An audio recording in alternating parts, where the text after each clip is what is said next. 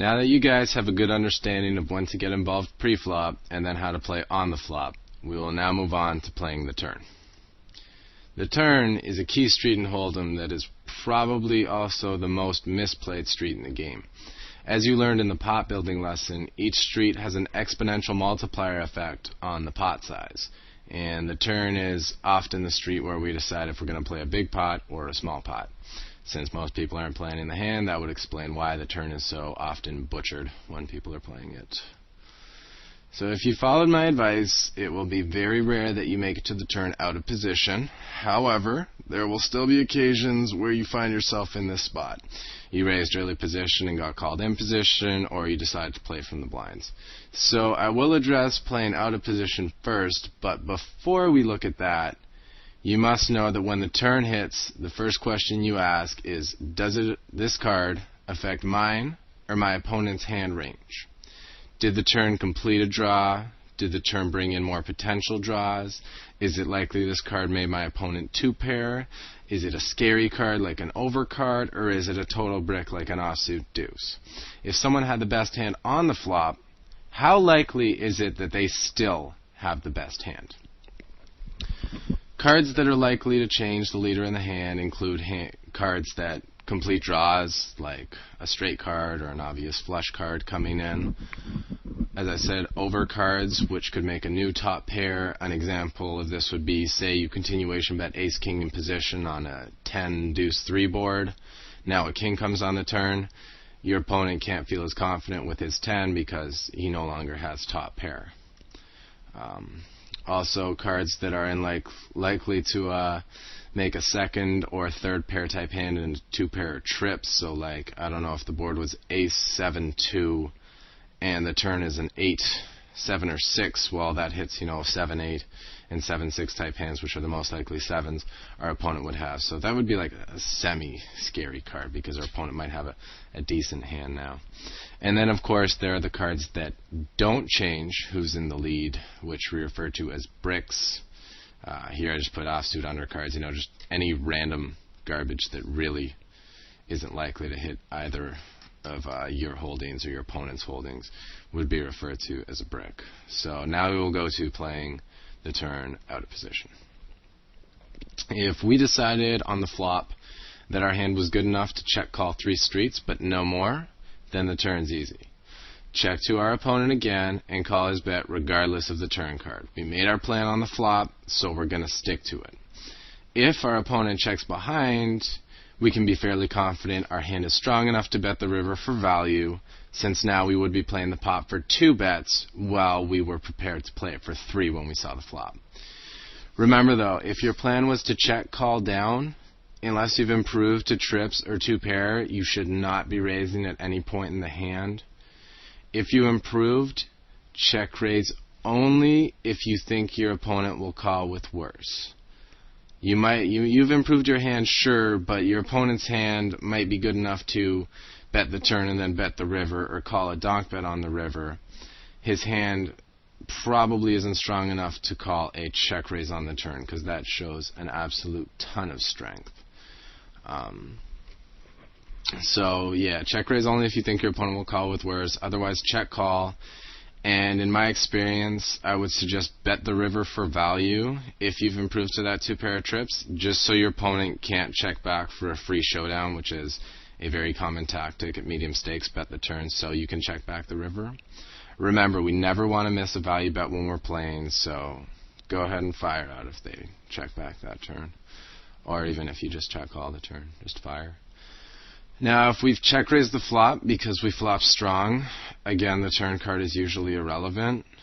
We check raise looking to build the pot, so we should almost always fire out again to continue building the pot, hoping our opponent has a weaker made hand. The one exception would be where our opponent called our check raise, which we believe to be a drawing hand for our opponent, and the draw comes in. If stack sizes are like 2 bets to go, like we bet and then they'll raise and we're all in. If we've got a set, it's fine to bet out and then we can call off for the all in if our opponent raises. At that point, we'd be priced in to go for a full house if our opponent did hit the draw. But often, our opponent will just have picked up a draw to go with like a pair they had on the flop, and they'll be semi-bluffing because they think we're scared of the turn card. So calling the raise is fine when we have such a strong hand, because we either have the best hand, and if we don't, we still have 20% chance to improve. And if the pot's that big, our pot odds are going to be pretty good based on what's already in there, plus the size of our bet. If, on the other hand, stacks are deeper, we might want to check and call. You know, we can try to hit our 4-to-1 full house shot for a lot cheaper than bet calling off for a full stack, as we talked about in another lesson. In which case, we would most likely check fold the river if we don't improve. But, you know, we got to be pretty confident our opponent's going for the draw and they made their hand if we're going to check fold the set, because I don't advocate doing that very often. And in this situation, we would bet the river 100% of the time if our opponent checked behind, because that would mean they probably don't have the draw. And if they do, they raise us on the river. We know our hand's no good, so we get good information for cheap. So the only time we should slow down is if we think there is a very high likelihood our opponent just made their hand. Otherwise, keep firing away. Finally, we must address what to do if we have check raised with a draw. Well, if we make our hand much like a set, it's easy. You just keep betting, build the pot. That's the value of check raising draws at low limits. Our opponents will always expect us to check call with the draw. So when we do check raise and bet the draw that completes on the turn, our opponent will never expect us to have it and potentially pay us off with a big bet and a huge river bet because of deception. But that's if we hit our draw. It's pretty easy when you have a made hand in poker to play. But what if we miss our draw? This one, it gets trickier. Against a very tight opponent who needs a very strong hand to call our check raise on the flop, we should simply check and fold on the turn if he bets when we check. We're out of position, so we know it will be hard to get paid on the river if we hit. It's way easier to get paid in position than it is out of position. If I haven't said that before, I'm saying it now. And odds are our opponent will be betting more than 1/3 of the pot, so we wouldn't have correct drawing odds to go for our flush or straight draw, because we'd be about a 4-to-1 shot. And if we bet again, we're burning money, because we know that this opponent is not planning on folding and is often just waiting to raise our turn bet so we can commit a lot of money before they go all in. Since we're going to get blown off our hand and we can't price ourselves in a draw, it's all just burning money. And against this tight opponent who we know has a strong hand, there's just no point in continuing. Now, against a good opponent who will call us with a mediocre hand to keep us honest, well, this is where it gets dicey. If it's a weak, tightish opponent, we want to fire that second barrel on a scare card, which we talked about before. If another draw hits that we don't have, or if the overcards come, anything that, would give them less confidence that their hand that they had on the flop was good, now that we've seen the turn. So we want to fire again against the weak players because A, they won't raise us because their hand doesn't look so strong anymore. So this will allow us to set the price to draw and set up a big pot to win if we improve on the river. And B, weak players are always looking for reasons to fold. Scare cards are exactly the excuse they are looking for to get out of the pot. If the turn card is a brick, a card that doesn't change anything, in terms of the relative strength of our hand range versus their hand range, betting again against a weak player is bad. They already called the flop, and their hand looks just as good as it did before, so why would they fold to another bet getting the same odds as they were on the flop, even if it's for more money? Just check and hope they check behind for pot control, giving you a free chance to draw at your hand. And now, if we're playing a strong opponent, well, I'm actually going to say mediocre, because against a strong opponent, bluffing's really hard, and I wouldn't suggest doing it. But against a mediocre opponent, everything gets reversed. If we bet a scare card against these guys, they're going to see right through it and say, it doesn't make a lot of sense for this guy to have hit the turn card. He doesn't have like a king in his range, and a king just came. So they're going to see right through it, and they're just going to call us anyway. And my lesson on barrel theory explains this very well. If you haven't yet watched it, you should check it out. Whereas if we bet again on a total brick, our opponent's going to be like, maybe he wasn't just continuation betting the flop. Maybe he has a real hand. He's willing to play for 2 bets rather than 1, and like the board hasn't changed. So by making the 2 bets rather than 1 on what's essentially the same board, our hand looks like 5 times as strong to a good player. I mean, like, why would we keep bluffing on a card that doesn't help our case for bluffing, right? We gotta have a good hand if we're bluffing on a brick. So that's kind of the thinking around there. And that pretty much sums up how to play the turn out of position. Hopefully you won't find yourself in this spot very often. And for double barreling with equity and when to do it versus when to give up, it all just comes down to knowing your player. So to start out, I would suggest just playing conservative when you're out of position. Open up and try more moves per se once you get a good feeling for your opponents and are comfortable firing those chips into the middle on nothing but a good feeling. And lastly, don't be sad if you have to give up on the turn and you're out of position. Typically, if we're out of position, we want to end the hand as early as possible. Pre-flop ideally, flop with the check raise would also be great. And if we're still playing the pot by the turn and our hand isn't made, giving up and getting out is probably the best plan of action. Now we will look at playing the turn in position. For the discussion, I will simply assume that the pot was raised and called before the flop and bet and called on the flop. Because if the pot was check raised on the flop or a 3-bet before the flop, most of the money is already in the middle, and the decisions are simply math ones based on pot equity and pot odds. So for the sake of what's relevant, we will deal with a small pot example where our opponent has checked to us on the turn after calling the flop, and the pot contains about 17 big blinds. I figured 3.5 big blinds before the flop and about 5 big blinds on the flop. So we got 17 in the middle, and we've got about 91 behind. So first things first, do we want to play a big pot or a small pot? That's what we're going to ask when the action comes to us. Since we have position, we will generally have control over the pot size. If we check behind, the most our opponents will realistically bet is 17 big blinds on the river, and a final pot would be 51 big blinds, costing us a quarter of a stack to make it to showdown. Pretty cheap pot, small pot. If, however, we opt to bet the turn, our opponent can either raise us here, making for a 100 big blind pot already, and we haven't even seen the river, or they could call and bet pot on the river, again making a 100 big blind pot, which would cost us about half our stack to see the showdown. So now you see we're getting to a bigger pot. And of course, if they check raise and then bet the river, then now we're dealing with a full 200 big blind pot for stack. So if you don't want to play a big pot, check behind the turn, because you do not want to open the door to getting raised and being put out of your comfort zone with nothing but a marginal one-pair hand or something like that. So by checking it back, it saves us having to invest double, if not quadruple, or even more to see the showdown. So know the strength of your hand and how big a pot you're willing to play. But we already know how to do that from the flop, so we're way ahead of the game. Playing with a strong hand is pretty easy, just like out of position, unless a very scary card hit that is likely to make our villain's hand better than ours. We should continue to bet and try to get all in, obviously.